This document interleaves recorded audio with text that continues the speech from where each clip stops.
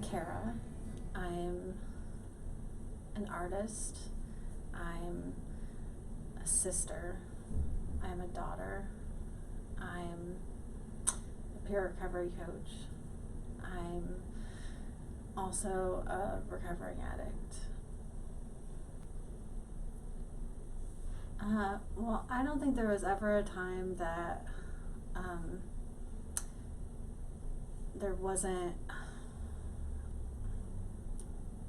I wasn't struggling with my mental health or my mental well-being. Before I had a problem with substance use, I was bullied a lot, and I didn't really reach out for help.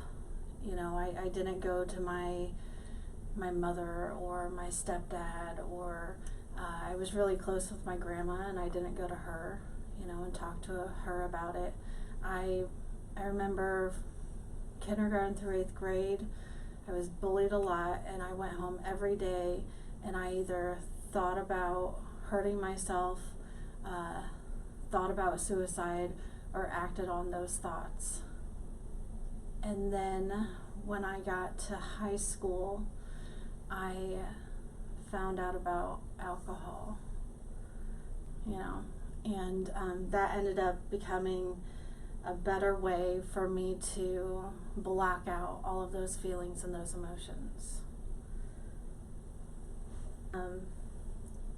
I know I was labeled by myself as less than, and I labeled myself as less than because I wasn't given a chance by others. And so I didn't even give myself a chance because other people didn't give me a chance. Okay. I remember when I found alcohol, alcohol was everything that I had been looking for. Alcohol took away all the pain that had been building up in my life over all the years. When I drank, I didn't have to feel anything, and that's exactly what I wanted. And so I started drinking as often as I could in high school, and then soon after I started,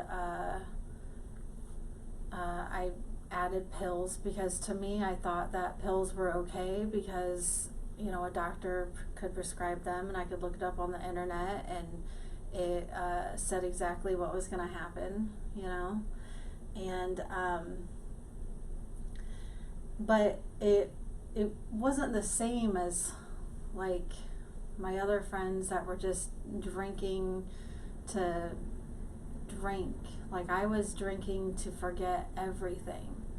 I was drinking to not feel anything. And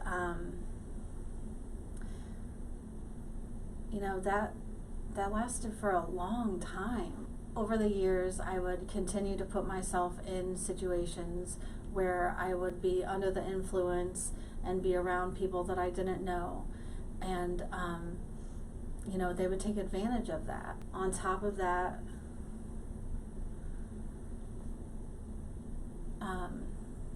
I really thought that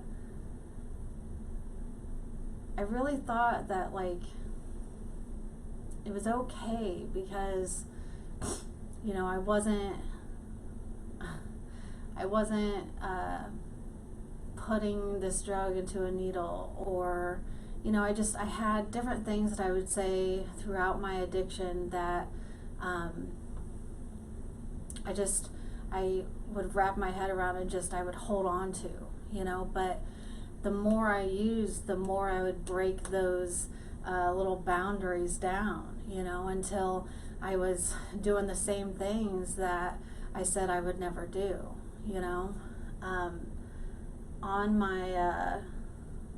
on my addiction, or during my addiction, I ended up doing every single thing that I thought that I wouldn't do. Like I should have called someone. You know, I should have asked somebody else, like, is this a okay thing to do? You know? And I didn't even think about it. Like, I just did it. And, you know, I remember I quit my job, the last job I had in active addiction, because it was getting in the way of my drug use. Like, really? I remember overdosing. I remember, you know, I met this guy. This is what helped me get to my bottom. And, you know, everybody has their story, and this is a part of mine, all right? He had just gotten out of prison for armed robbery, all right? And so I just thought he was so great. And our addictions just took hold of each other, and we tore each other down, man. And he was very abusive, and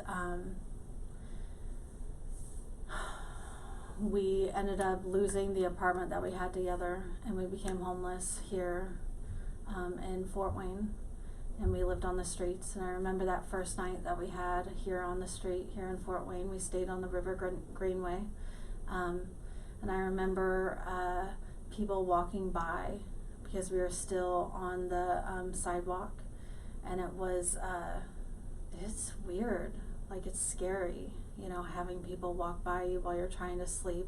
Like I didn't sleep that whole night, you know, because you feel like somebody's gonna take your stuff, you know, and you feel like everybody's watching you. Is another experience where you feel like you're not a part of. You feel like you're being judged. You feel like stigma, right? And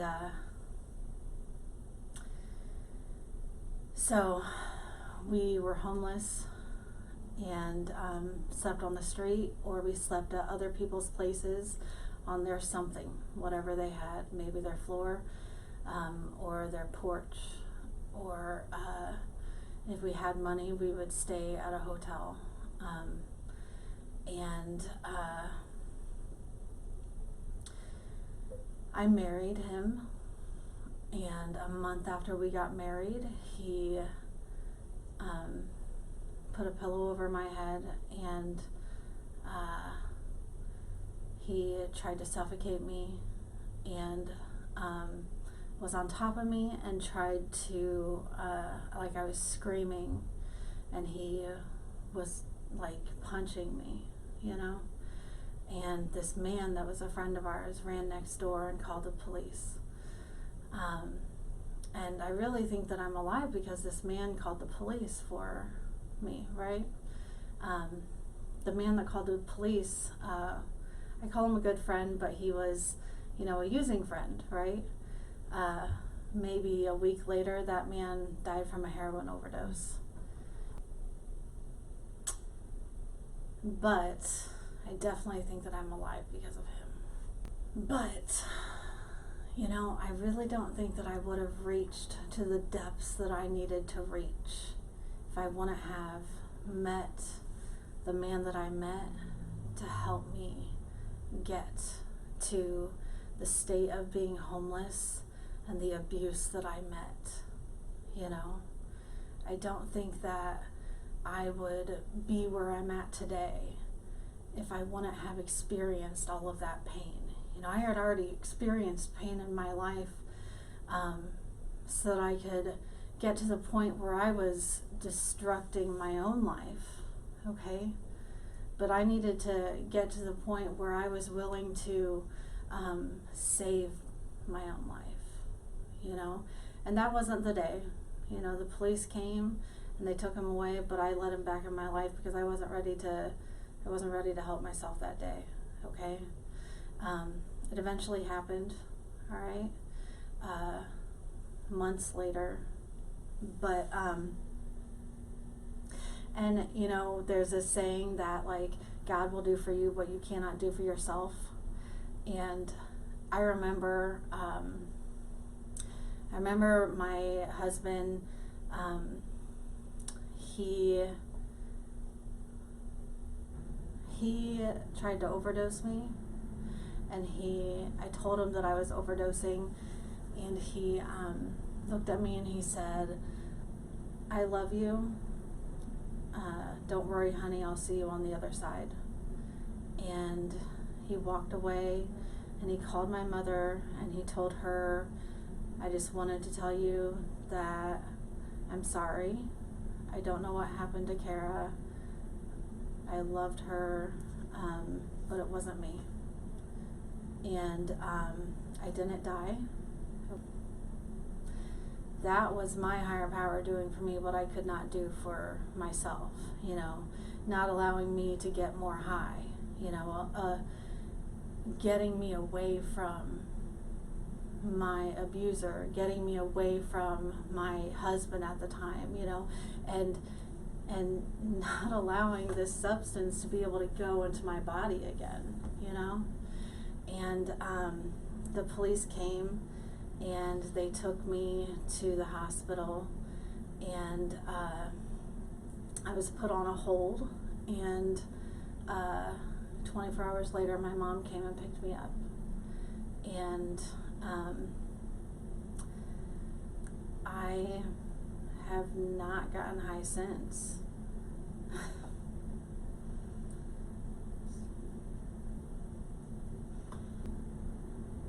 8/3/2012 is my day one. I have not found a reason to get high since 8/3/2012. On 8/5/2012, I had somebody take me to my first NA meeting. I was not about anything, okay? I went there and I watched what was going on, you know, I listened to the whole meeting, but I really just felt like if I went, then my mom would be happy. And I kept going to meetings, you know, and that's what I've done for my recovery, is I go to meetings. You know, I didn't go to a halfway house. I kicked at my parents' house, and I went to a 12-step, you know, support group, and I actually continued going to a 12-step, you know, recovery support group, and eventually actually got into it, but that's because I kept going. You know, recovery is about an active change in your thoughts and your processes, and that's just what I do. You know, I actively, on a daily basis, change what you know, how I live my life.